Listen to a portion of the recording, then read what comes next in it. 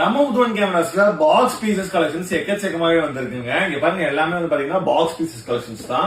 7500 பாடி மட்டும் வந்து பாத்தீங்கன்னா 51,000 ரூபாய்க்கு வந்து பாத்தீங்கன்னா பாக்ஸ் பீஸ் கொடுக்க போறோம். இதே மாதிரி வந்து பாத்தீங்கன்னா பாடி மட்டும் 750D 750 வாங்கினீங்கன்னா உங்களுக்கு வந்து பாத்தீங்கன்னா 60,000 ரூபாய்க்கு வந்து பாத்தீங்கன்னா கொடுக்க போறோம் பாடி மட்டும்.